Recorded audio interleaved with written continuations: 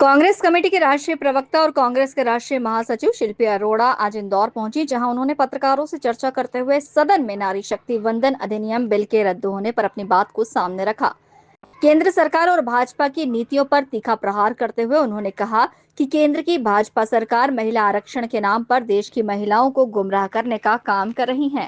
उन्होंने कहा कि महिला आरक्षण बिल 2023 में ही पूर्ण बहुमत से पारित हो चुका था, लेकिन सरकार ने इसे लागू करने के बजाय बहुत बड़ा भ्रम भाजपा द्वारा फैलाया जा रहा है। उन्होंने कहा कि देश की नारी पढ़ी लिखी और समझदार है और भाजपा की बातों में नहीं आने वाली है। शिल्पी अरोड़ा ने कहा कि संसद में जो बिल गिरा है, ये महिला आरक्षण बिल नहीं था, ये मोदी संरक्षण बिल था। आरक्षण का चोला पहनकर बीजेपी लोगों को भ्रमित करना चाहती थी। देखिए, पूरी तरह से भ्रम फैलाया जा रहा है और ये चीज मैं क्लैरिफाई करना चाहूंगी कि जो संसद में बिल गिरा है, ये महिला आरक्षण बिल नहीं था, ये मोदी संरक्षण बिल था।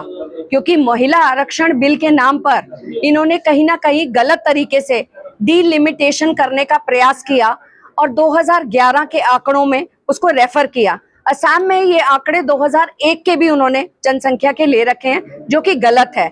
उनकी नीयत बिल्कुल भी इस बिल को पास करने की नहीं थी। उन्होंने अपोजिशन के साथ सर्वदलीय बैठक नहीं बुलाई, इस बारे में कोई चर्चा नहीं करी, किसी को प्रिपेयर नहीं करा। उन्होंने सिर्फ चुनाव के बीच में इस तरीके से, गलत तरीके से इसको अमेंडमेंट मूव किया।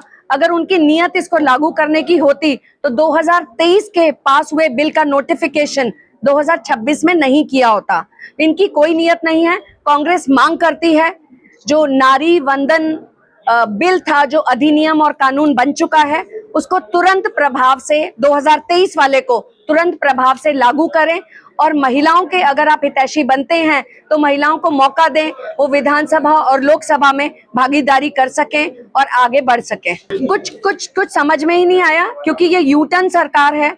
2023 में हम लगातार मांग कर रहे थे कि इसको परिसीमन और जनसंख्या के साथ ना जोड़ा जाए। आपकी नीयत है, आप महिला आरक्षण तुरंत लागू करिए, जिससे कि 2024 में जो महिलाओं को मौका मिल सकता था संसद में जाने का, राज्यसभा लोकसभा जाने का, वो मौका खो दिया।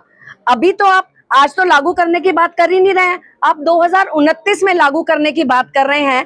तो बीच में ऐसी कौन सी इमरजेंसी थी जो आपने इस विशेष सत्र बुलाकर बिना विपक्ष को अपनी बातचीत करे हुए, बिना उनके हाथ में मसौदा एडवांस में दिए हुए आपने ये किया? इसका मतलब ये है कि इस देश को भ्रमित करने की और महिला शक्ति को ठगने का प्रयास किया और ओबीसी वर्ग और एससी एसटी वर्ग के हकों पर डाका डालने का काम किया। इसके अलावा शिल्पी अरोड़ा ने और भी कई मुद्दों को लेकर बीजेपी और केंद्र सरकार को जमकर घेरा।